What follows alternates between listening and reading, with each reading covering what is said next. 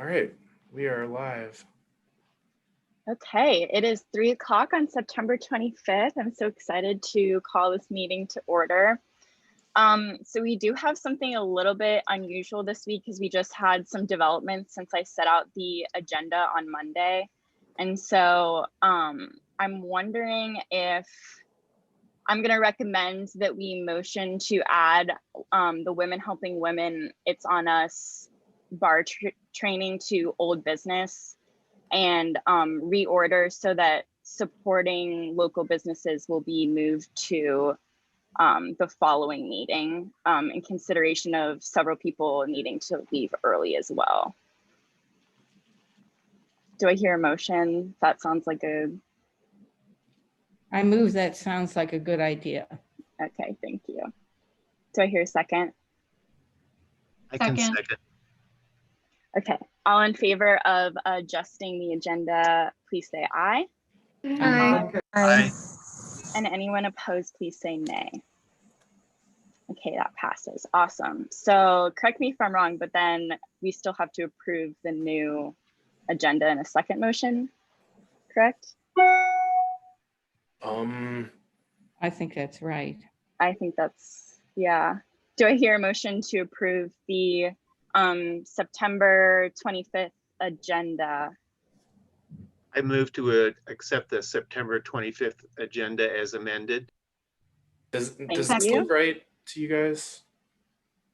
What? Does this look right? I think you need to add it'll be Women Helping Women. It's on Us bar training is actually the old business.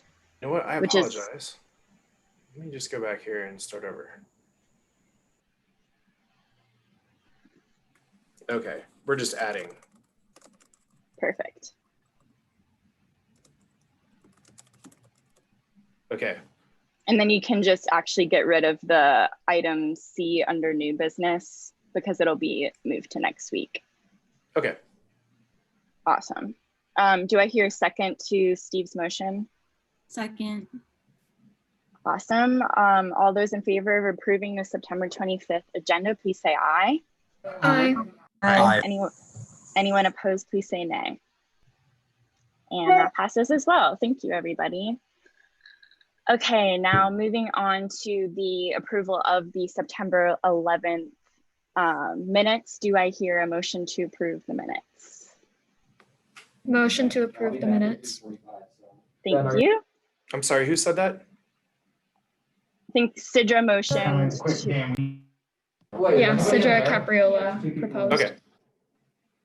Thank you. And do I hear a second? Second. Okay, all those in favor of approving the minutes, please say aye. Aye. Aye. And anyone opposed, please say nay. Okay, that passes as well. Thank you, everybody. Moving on to reports, I will hand off the mic for the OPD report to Laura, I believe is, yep. But believe it or not, it's as far as student life has gone, it's been a pretty calm last week or so.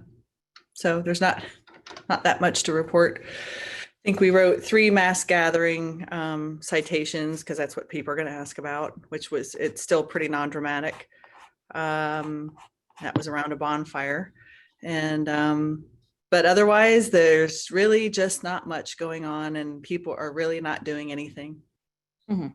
Despite what you might hear around town, there's just not a whole lot going on. Well, that's good to hear. Yeah.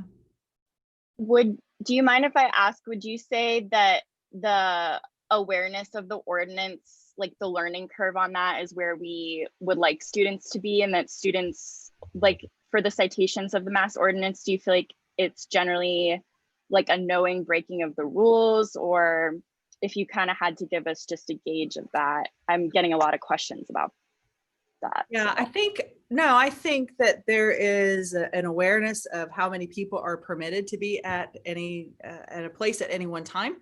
That is something that is brought up frequently with the police. And in the particular case where they were cited, it was, they just reasoned themselves, they thought it would be permitted.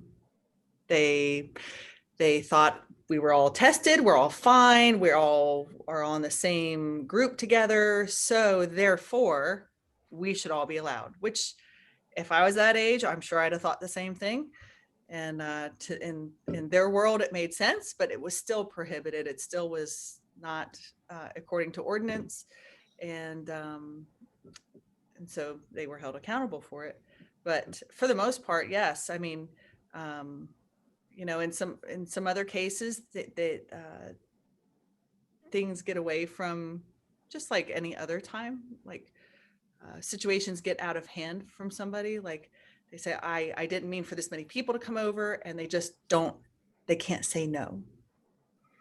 And so some people have a hard time controlling their party, no matter when the party is, whether it's 2019 versus 2020, they can't control their guests. And so I think I find that, although they have a really good excuse in 2020 to control their guests, but some people just have a difficult time with it. But for the most part, it's just very small gatherings. I do think that some gatherings probably are pushed inside. That's the nature of enforcement. If there are some determined people, then the smart ones aren't going to be flagrant about it, and it's going to go inside.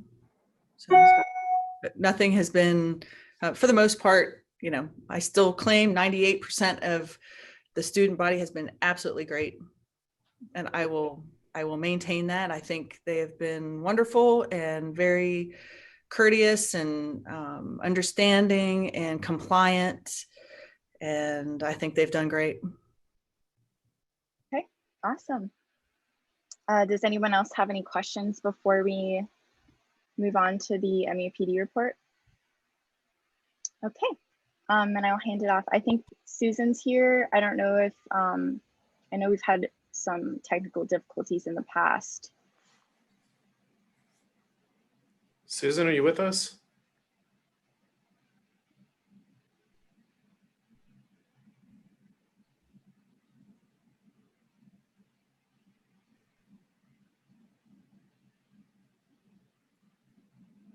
We do have somebody dialed in here. Yeah, I think she may have just called in and it looks like it's still muted. My screen says she's connecting to audio. Oh, yeah, I see that now too. Okay, my mute button wasn't working, but now, can you hear me now? Yeah. Yes. Okay, good. *6 works to unmute, FYI. So we're just waiting. I guess any updates with us, it kind of mirrors Laura's, what she just said, but we're waiting for an announcement from athletics about football that should come out today, if they're going to be going with football or not. And as far as the parties go, I concur with Laura. I think what I'm seeing on nights is most parties have moved inside now. There's a couple that have been outside, but most move inside because they're wised up to the fact that if they're outside, they might get citations or turned into the university. So I think the parties are still going on. They're just inside now. And we don't have legal right to go into anybody's house because somebody's calling to report a party. That's not going to happen.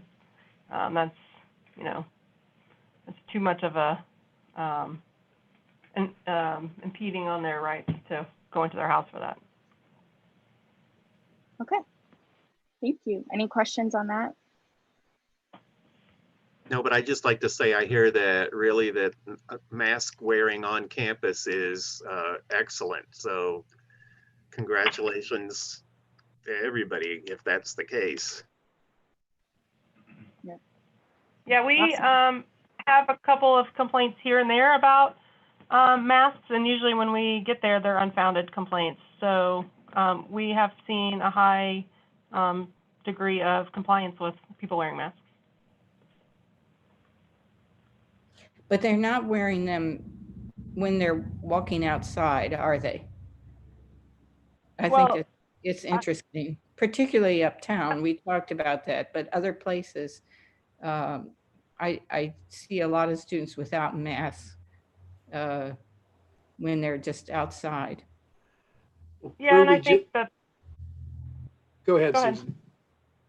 No, I'm just, you know, I'm not as concerned about outside not wearing your mask if they're not in a big group, because, you know, the fresh air, but yeah. Mm-hmm.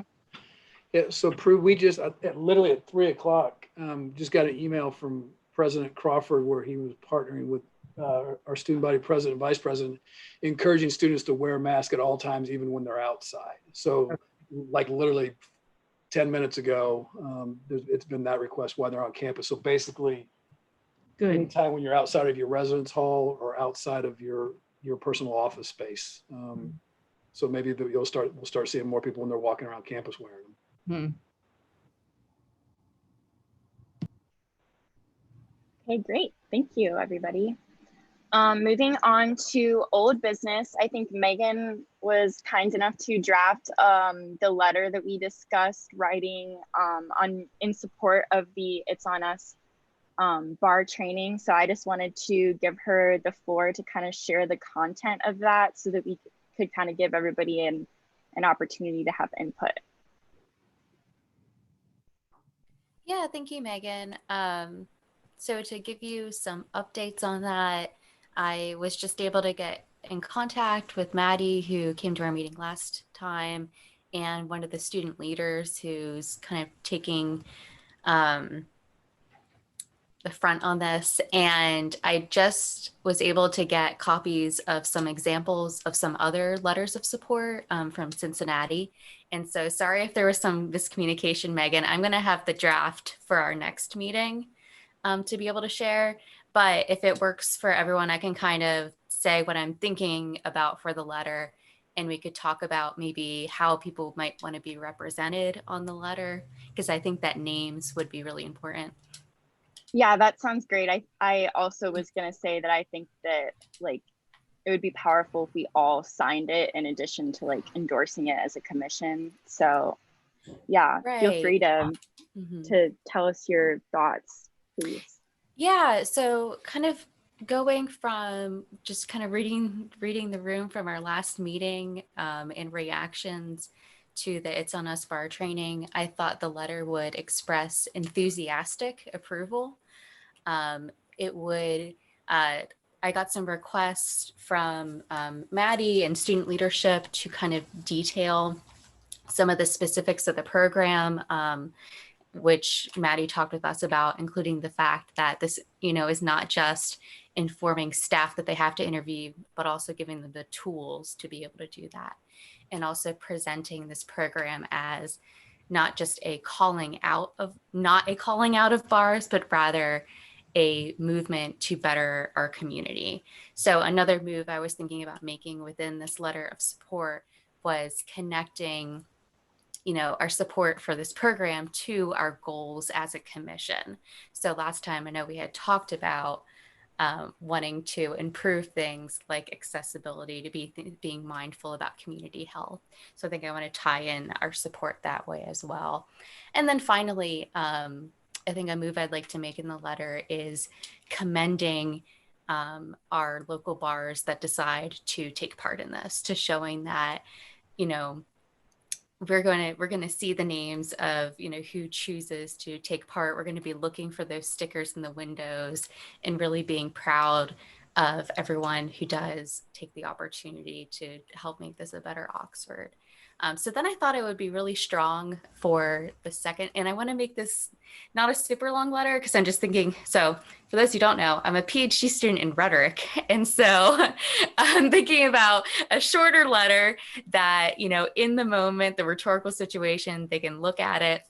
And then I would like a lot of the letter to be signatures from, you know, us in the community with our names, you know, who we are, why we're on this commission. So I think something that might be useful to talk about right now is what that might look like as far as like what names go on that, whether it would be okay to list everyone on the commission, or I could send up this draft of the letter and everyone who wants their name to go on it could send me a response. I'm up to getting ideas from that. Thank you. I would like that, your last comment. If you sent it to us, then Great. we would do it.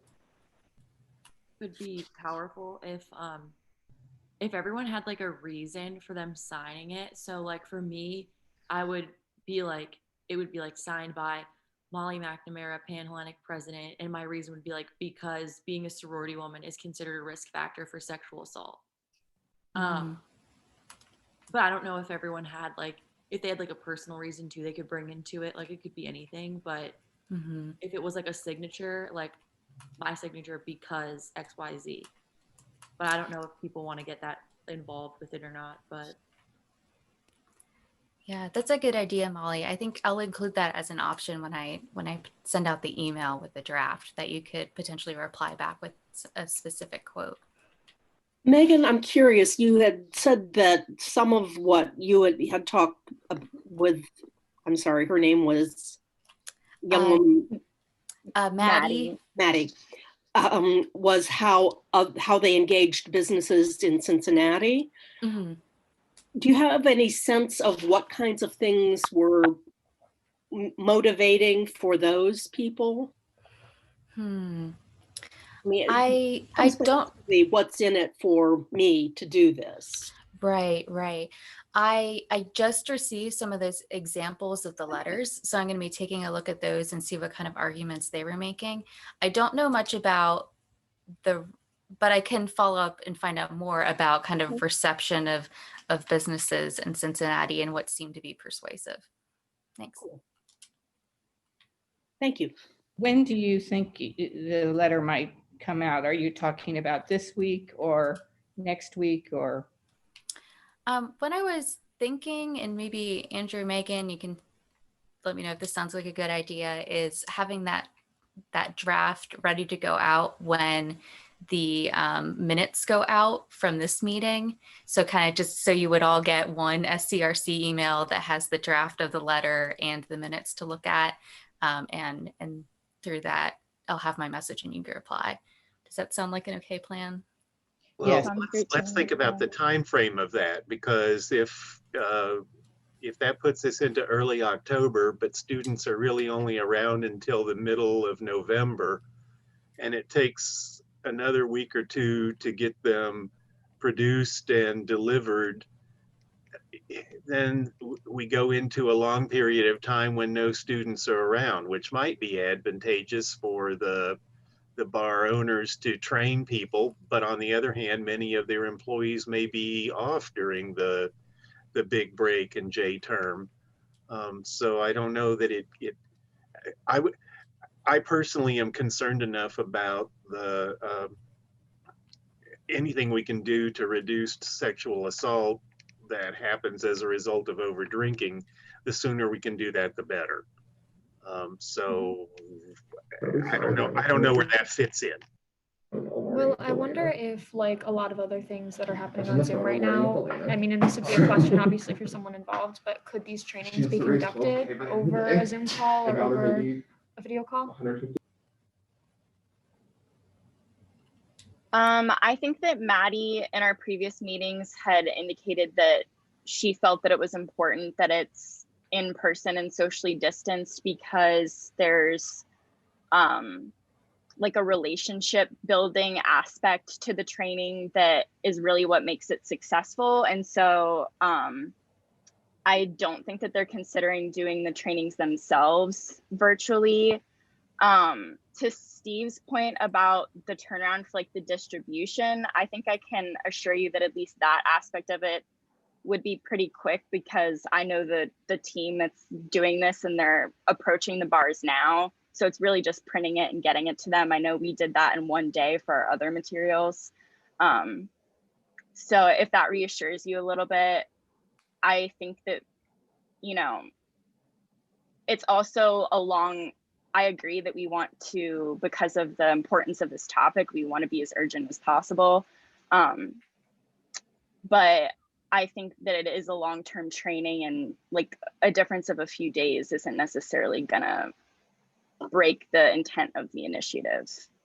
And I think that the students are still going to be here.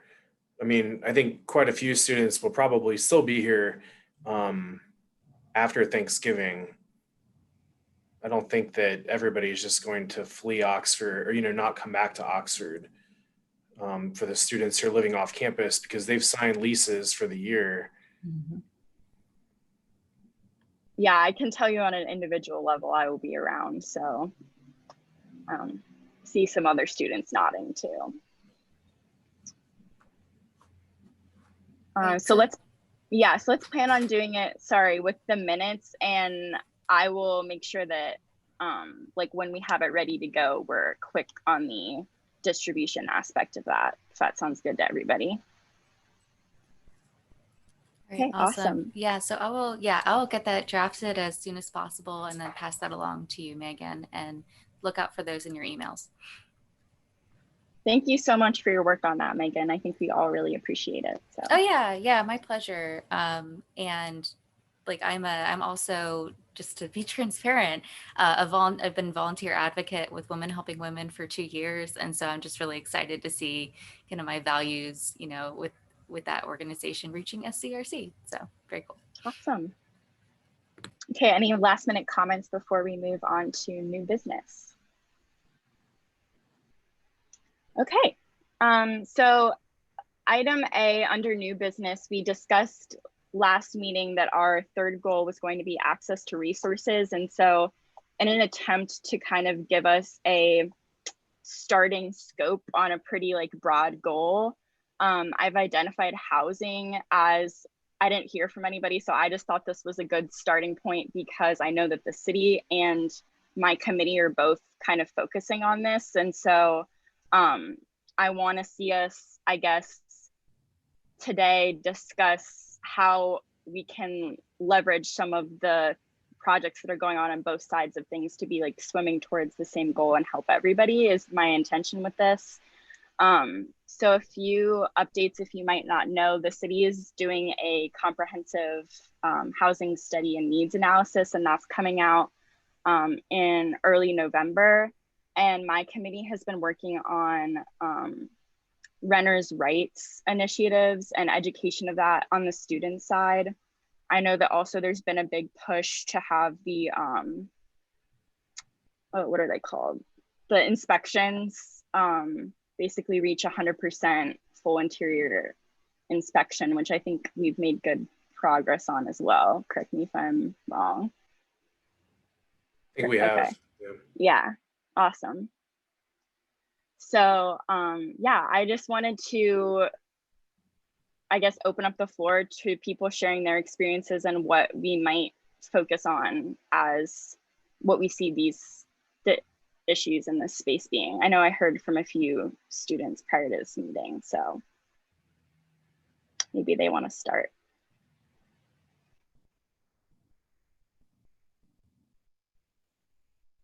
Steve? I also serve on the city's student or housing advisory commission, along with he just signed off somewhere. Anyway,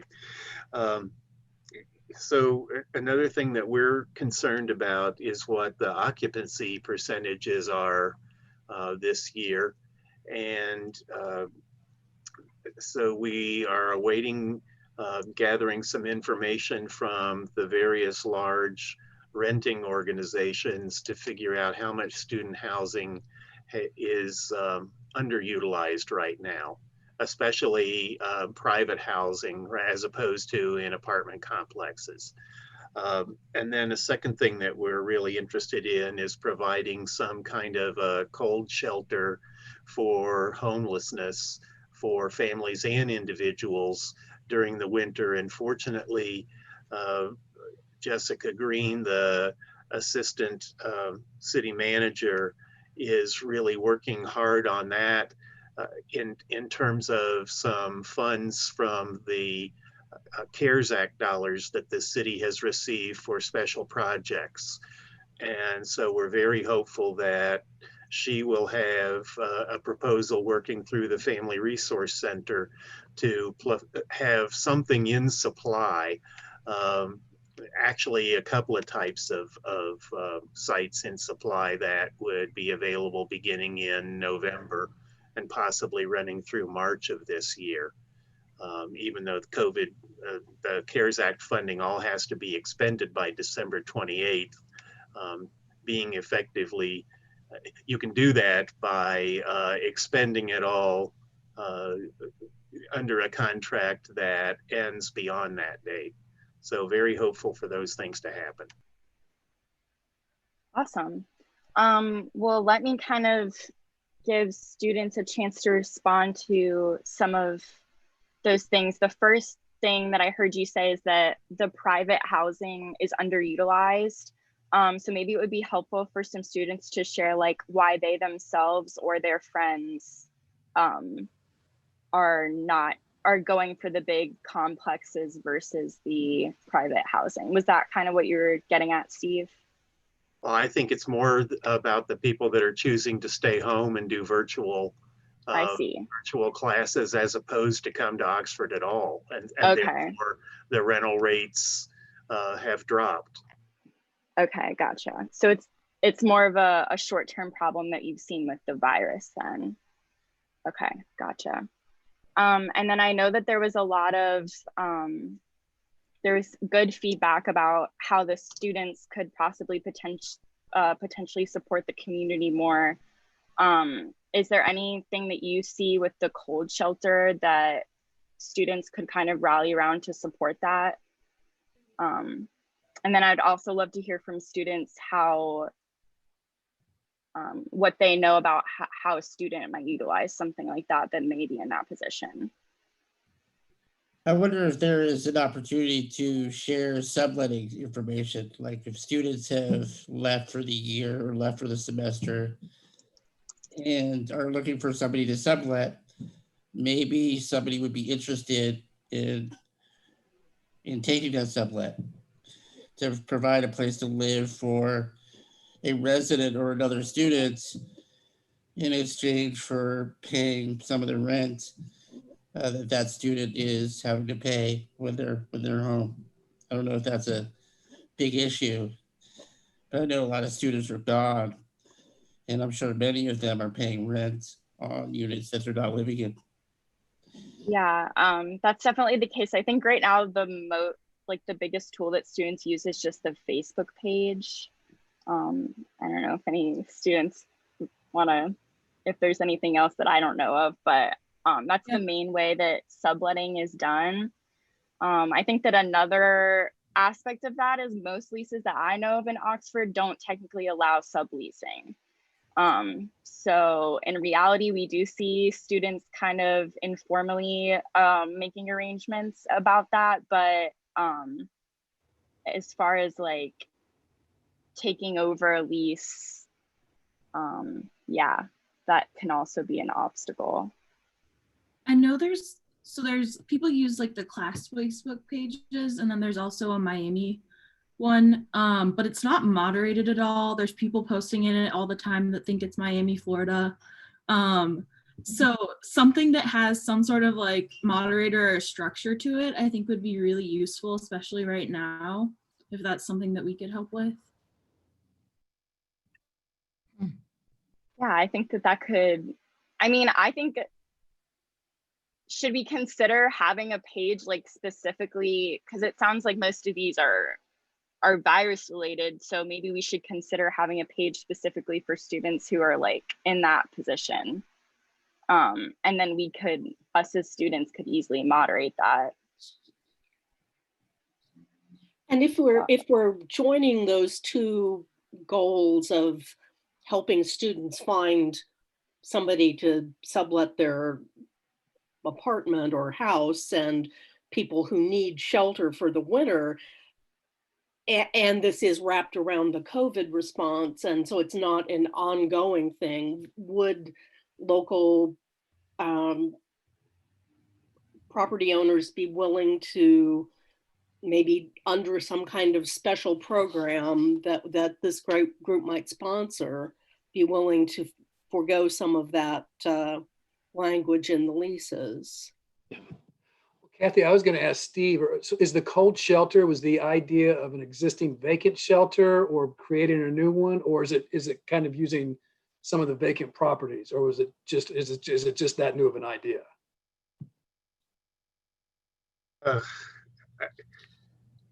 The concept is to go to some place that already has housing and restrooms and to lease a block of those spaces, but recognizing that those spaces may only hold 1 to 2 people, maybe a young child along with that, and so that families would need something other. And there's been discussion about having at least 2 homes, 1 4-bedroom, 1 6-bedroom, that could serve families. And that so the issue becomes not really knowing what the capacity needs to be, who would be coming through, what the length of time would be. There's all other things like that, which family resources would be responsible for, along with figuring out what other kinds of eligibilities that would come along. And the fact that there are folks who are known to take advantage of services over and over again with no intention of ever changing their behaviors in the long run, which is a really sad thing to consider. I think why COVID magnified the need for that, I truly believe, I think everybody would too, that that's a need regardless of COVID or not, that would be useful for the community. Right, the intention is to try to build it into a long-term, but the fact that these funds are available right now allows some assistance in this. And we're certainly aware that there have been Miami students who have had to couch surf or do other things that should also become eligible for these kinds of services if and when they become available. Yeah. Go ahead, Go ahead. sorry. Oh, I was just going to say quickly. So, some of what I do with Women Helping Women advocacy is connecting folks to shelter. And there's been a huge issue in Butler County for winter shelter. And so I'm really excited to hear this news. So thanks, Steve. I just wanted to add, so with the subletting piece, I think it would be really cool if we could connect students with community members, because I think it's all students trying to connect with students. And some of that is like landlords are looking to focus on solely students. But I think if we could change that up a little bit, a lot of students that are looking for to sublet apartments, they're just trying to get something out of it because they're going to live at home regardless. So if they, like, a lot of them will say, oh, I'll pay for a month or 2 of your rent or something like that. So I think that's a great opportunity for community members who may not otherwise be able to afford that, but could, with that added discount.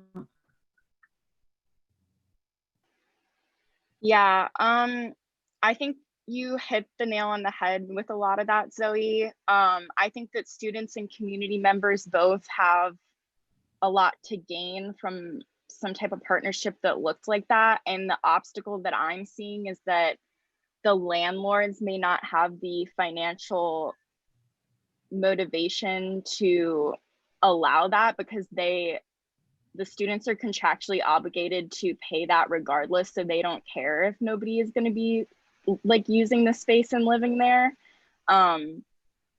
So I don't know if anybody has any thoughts on addressing that or maybe advocating for that changing, but that's a tough issue and it's financially motivated. I know at least with the big apartment complexes, a lot of them you can't sublet on your own, but you can do it through them. And then it would just be like like a contract between the 2 people to maybe pay for a couple months of rent or something that would be separate from that. And unfortunately, I think there needs to be some vetting, probably on both sides of that, of the individuals, to make sure that there's not a imposing situation that might be initiated by people that don't know each other coming together that aren't also university students. To me, this sounds like a new nonprofit. So if anyone wants to start it and organize this, I think there are some awesome ideas. But yeah, I agree. There would be a lot of work in kind of organizing this.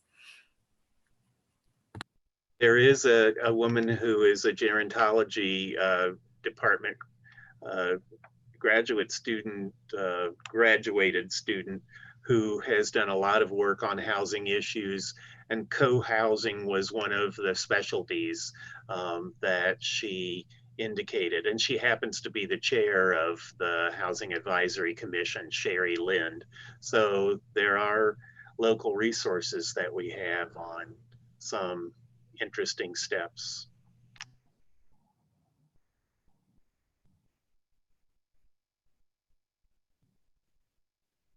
Okay.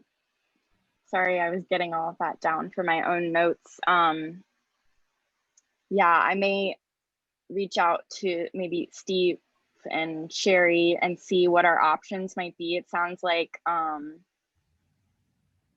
we have a really good concept there that we maybe need to like break down into more digestible pieces, I think is what I'm hearing. But I think that there's something there to get started. I feel confident that we could make something happen. So if anybody else doesn't have comments, I was going to move us on to health and wellness in consideration of the people that need to leave early today. I appreciate everybody's information on that. I learned a lot from that discussion. So yeah. So the next item on the agenda is our goal of off-campus behavior and health and wellness. I think I kind of have a different personal perspective on this after hearing the updates from OPD and MUPD. There's been a lot of student discussion in the groups that I'm a part of frustration of seeing maybe like not following the guidelines for coronavirus, which I think that's not a surprise to anybody at this point. But there have been suggestions of essentially escalating the possible consequences for students that are not following these rules. And I guess I'm just looking to get a true like sample of what the feelings are on this. I don't know about like formal consequences or anything like that, but maybe there's potential for increasing like social pressure for coronavirus. And so precautions. So I guess I'll just open up the floor to comments of like what people have experienced and what they may like to see that done differently.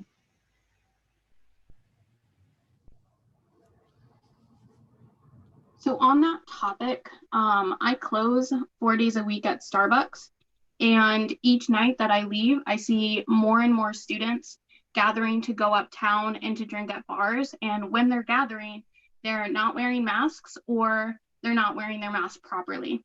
And there's like swaths of students walking around. I don't see a lot of patrol of those spaces, and the students seem to just disappear and then reappear. Like when officers like drive by.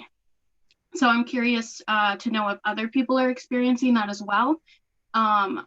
I find it pretty frustrating because I would like to leave my work knowing that that area is safe.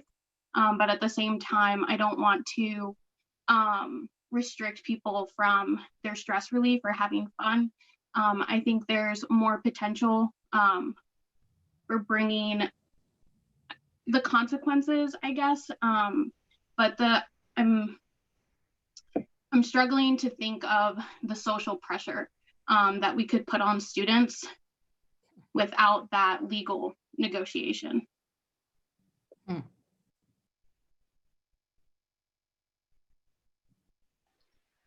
I think that something that I've been noticing in kind of soliciting opinions on this topic is that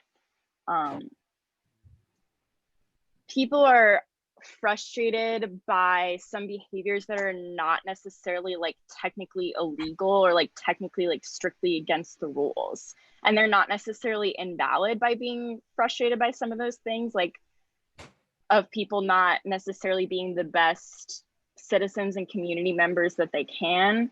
But I've struggled to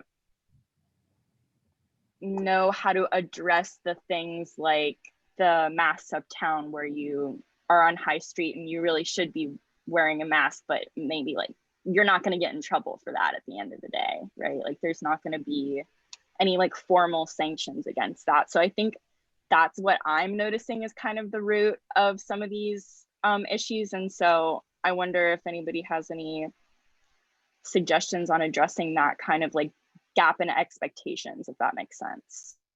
I think, Megan, part of it is, and Josephine, I mean, so, there's always going to be, whether it's students or community members, there's always going to be people who don't follow all the rules or all the regulations. But I think when it comes to the mask, if we could think of like a norming campaign, and what I will say is especially from student to student. So what I will tell you is a group of students or a large group of students are saying, this is what we need to do to keep each other safe, the community safe, will have a greater impact than it would if the older folks on this meeting do that. So part of me says when you look at things that are successful, norming campaigns do have an effect. The hard part is that they don't have an overnight effect, that it takes some time. And what I will say is, this is the sooner it's great to have these conversations and start doing things like that will set us better up a month from now or 2 months from now, or when we come back in the spring. So I think it's just a matter of, some of what we might be seeing are students that just moved back here 5 days ago or 7 days ago, that maybe there's something we need to remind them, or maybe get our messages out in a different way. Well, I would like to say that I think the consequences of not wearing a mask or taking those precautions is you get sick. You get really sick. You might die. And so if any statistics are gathered about how many cases there are and so on, that's probably the most powerful thing, because people will say, in town, or like the young man that was on the national news, it's like, what? Everybody in your house? And that I think is a great impetus to start to prosecute people who are being loose about it. So just. But on the other hand, Prue, the president was just in Dayton saying that it doesn't affect young people. Well, there are certainly a number of students on campus who are proud of his perspective and like to follow that. But I just wanted to offer a couple of examples that I've seen. Driving uptown to get my lunch today, I saw a sandwich sign on the corner by Skyline that said, "Wear your mask." It was two-sided, and I hadn't seen that before. I know that the city invested in some signage recently, and I don't know if that's one of the examples. I've been waiting to see those. Then when I parked and went into Starbucks and Jimmy John's, there were people wearing masks, but there were those who weren't. Especially those who weren't were walking in ones and twos, but they didn't tend to respect the fact that a 6-foot distance was appropriate from anybody else around them. I don't know how we get that to change, because I understand that some of the early messages for the university is when you go for a walk, you may not need to wear your mask. Last Friday, I went up late in the day to get a Starbucks, and there were about at least 20 young men who were crossing the crosswalk from the park side over to the Starbucks side to go down the alley, maybe to Mac and Joe's or whatever. None of them had on masks. And that concerns me. Um, Well, what are the statistics and how often can we get those out to people? This many people are sick, this many people tested positive. You know, what happened with all the first year students who arrived here a week or so ago?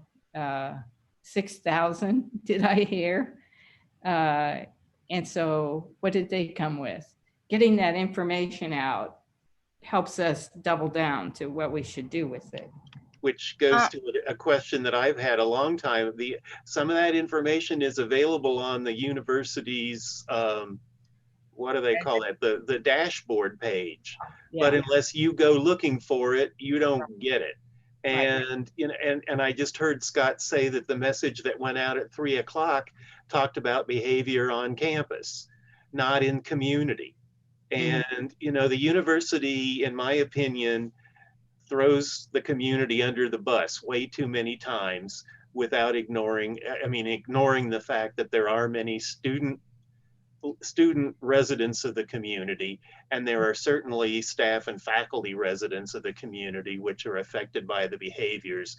And why can't Oxford be another part of the concern base of the university? I'm figuring it must be legal for some part, rather than that there is a intellectual difficulty understanding that we are one and the same. But it certainly infuriates me. But there's only so much that the university can regulate. And so campus is under the university's control. So the president could say, you wear a mask anywhere on campus. You can't say, wear a mask anywhere in Oxford. That's not his jurisdiction. Laura, did I see you trying to jump in there? I want to make sure I give you a chance to speak. Kind of rethought what I was going to say, and I'm really just over the mask debate. I don't know. I wish that we could not talk about this because there's an ordinance in place. Whether you, we get complaints like this a lot, where despite what the ordinance says, people want the ordinance to say something different. And you may want to believe that every single person that's outside in the world should wear a mask, but that's not what the ordinance says. So I would rather not talk about that. The ordinance says that you don't have to unless you're within 6 feet. So that's what I'm asking. Can we move on aside from the mask debate? Because I'm done with it.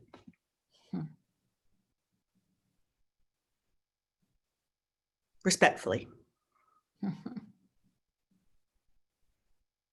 Okay. Well, we're wrapping up. I was trying to get us done a little bit early today because I know that a lot of students have to leave. Are there any last minute comments or thoughts or suggestions for action items?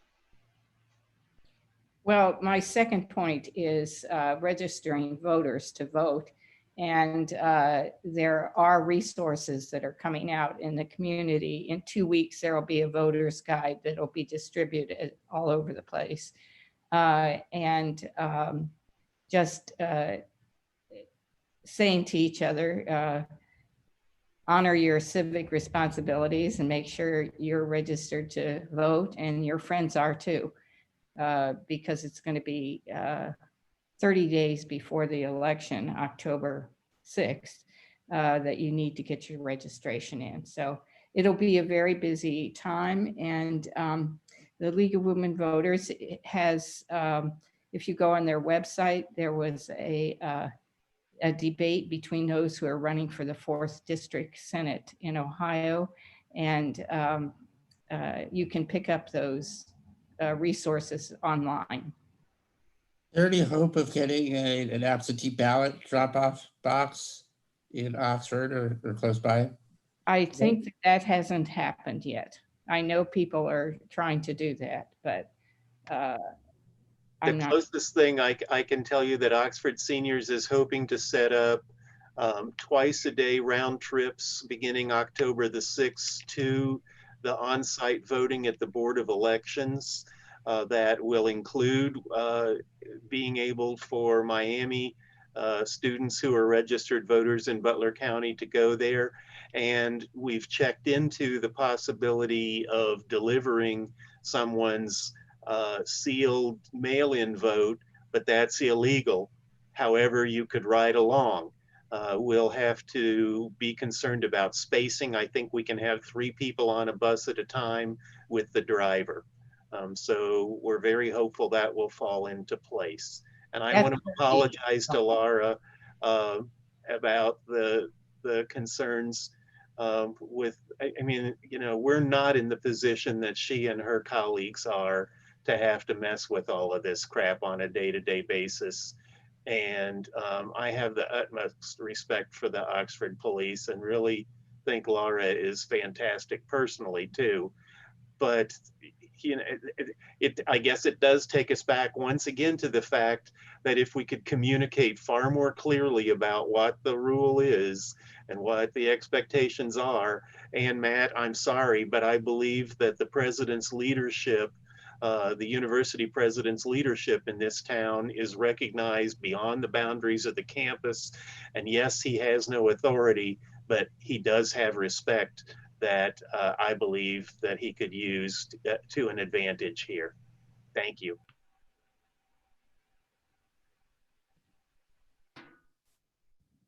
Thank you, everybody.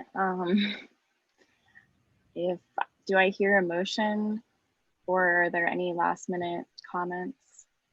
I have a last minute comment. I really like Scott's suggestion of the norming campaign. And I think with all of the student leaders that are in this room, we can really work together using our social medias and word to mouth to begin norming campaigns. And I think that would really help with the social pressure aspect. So I would like us to start thinking about that moving forward. Yeah, I think that's a really good suggestion. And I will say, like, I found this year's faster pace just because things are changing all the time and it's unusual. I don't expect students on this commission to necessarily have the time outside of our meeting time to work on things. But if you would be interested in joining some kind of task force to address some of those things more regularly, we could send out updates to the rest of the commission based on our work. And I think that might be valuable at this point. So shoot me an email if you're somebody who's interested in additional time commitment like that. But once again, I don't necessarily expect that of anybody. Megan, I think that's a great idea. And I would love if we could think about including the community in that in some way. I agree, we see a lot of students that don't wear masks, but we also see a lot of community members who don't wear masks. And so I certainly understand from a norming standpoint, right, that goes both ways. Yeah, so if we can think about how to make that a comprehensive campaign, or at least touch base with some of the stuff that folks in the city are doing to coordinate efforts, that would be awesome. Yeah, absolutely. So if you're anybody who's interested in doing that, shoot me an email and then maybe we can have some additional discussions about what that might look like. That sounds okay. Thank you, Joy. Good. Okay, do I hear a motion to adjourn? I move we adjourn. Okay, thank you. Was that a second? Sorry, Yeah, it'll be a second. Okay, awesome. All in favor, please say aye. Aye. Aye. All opposed, please say nay. Okay, that's it. Thank you, everybody. Thank you. Bye. Thank you. I did forget to ask, is there going to be football? I think that's coming out later today. Is it? Okay. Yeah.